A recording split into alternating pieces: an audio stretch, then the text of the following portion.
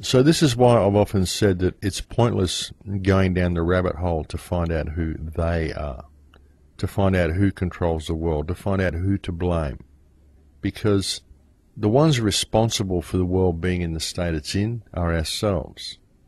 We are the ones who permit these systems of control to remain in place. And folks, if we stop complying with these systems of control, then who they are will become glaringly apparent in good time, just by matter of course.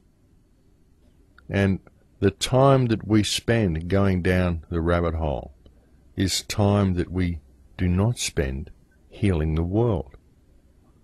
Because when you can see that it is as simple as controlling those three aspects of society, then you begin to see that the way to fix the problems that we face, the way to fix every problem in the world, all of the wars, all of the pollution, the starvation, the homelessness, every single problem that we face within our societies all across the world is unity. Unity of people. All we have to do is realize that we are all one. It really is that simple. If we can live our lives in compassion and empathy for others, the whole world changes. And the things that stop us living in this state of empathy and compassion for others are because we are enslaved to the collection of money, we are enslaved to perceived social status, we are fed disinformation from the media, and we are indoctrinated into believing the many fictitious systems of social control that have been put in place are real through a corrupt education system. And folks, if you can just realize that these systems of control are in place, then you are 80% of the way home.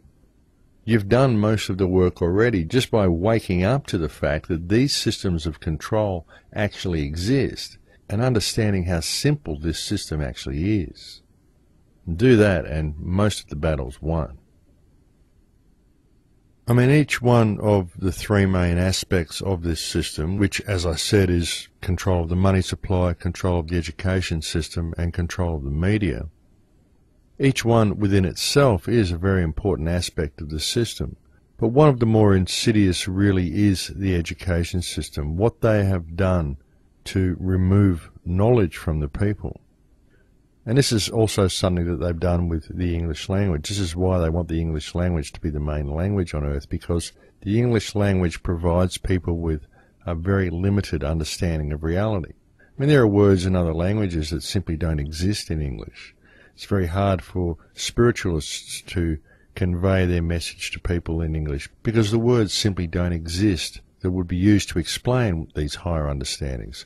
These words have been removed from English, or perhaps they never even existed within English. But this is the main reason why English is promoted as the main global language, as it does provide you such a limited understanding of reality. Because, of course, people's understanding of reality is based on their understanding of language, as most people think in words. So if the words to explain a certain concept simply don't exist, then how is that concept or idea or understanding ever conveyed to another person? And indeed, how is the mind even able to think of such concepts if the mind thinks in words and such words do not exist?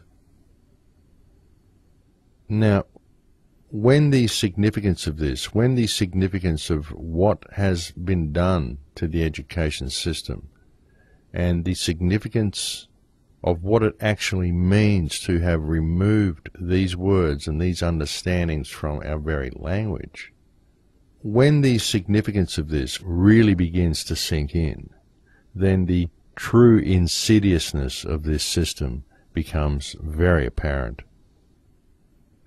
It becomes easy to see why it has been so simple to enslave people to a corrupt monetary system, why it has been so easy to convince people to simply swallow the messages delivered to them daily by a controlled media. It begins to become obvious to those people who have always wished to be able to access higher realms of spirituality. Why they have had so much difficulty doing so?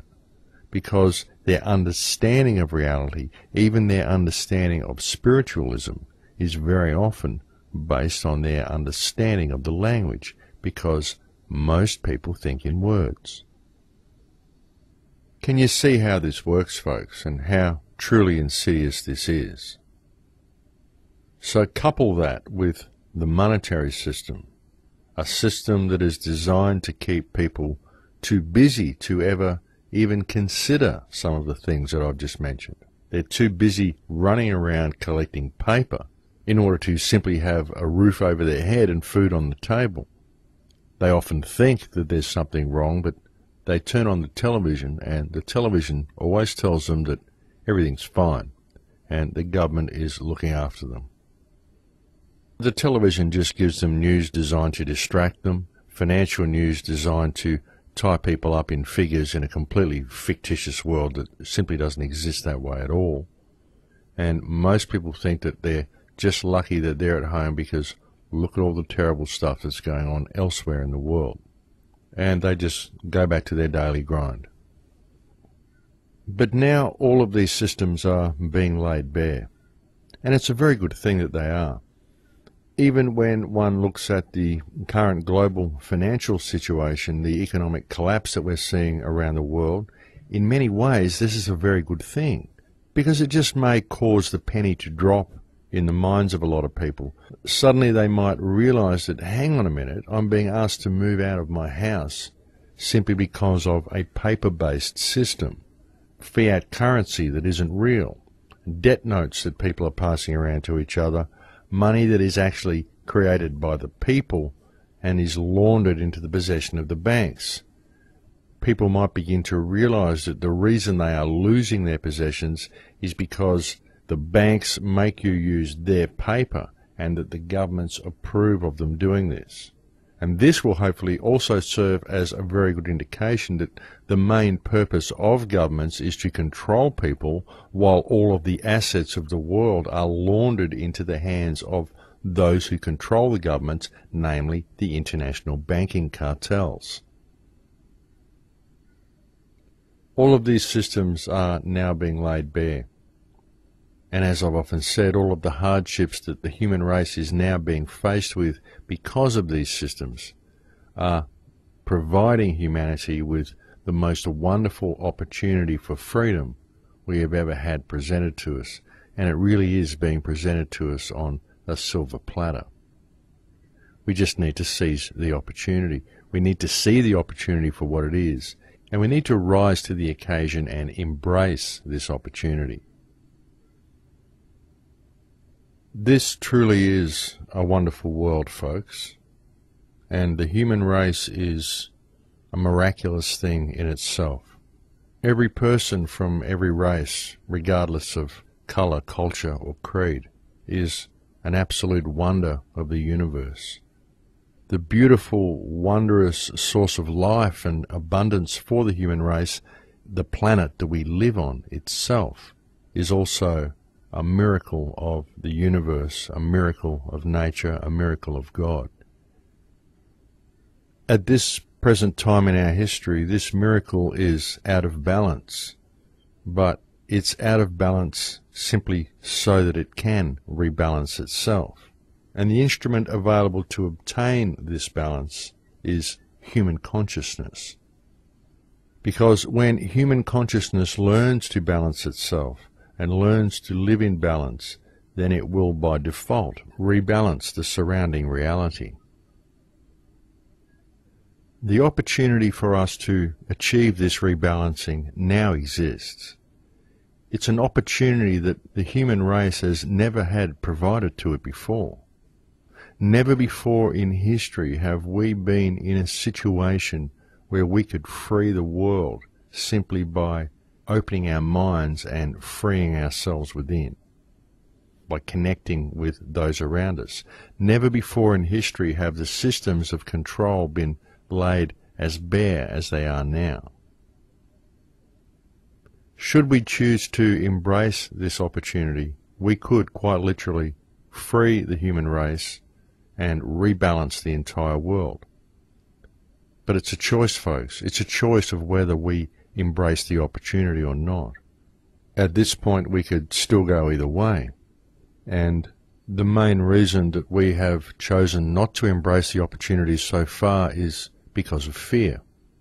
Because of fear that we may be judged by others, because of fear that we may be hurt. But ultimately, this fear only exists because of a misconception of what reality is. And again, this is due to the training that the human race has received. The human race has been very much trained what to think, what to feel, and what to believe. There has been very little independent or creative thought that's been allowed within the main mass of society within the last few generations. But just stop and think about it, folks. Stop and think about things like Bill S-510. Think about things like Bill HR 875, Bill 1913.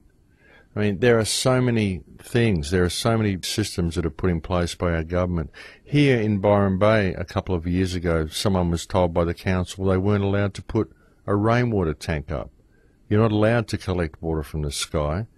You have to buy water from Rouse River Water Council.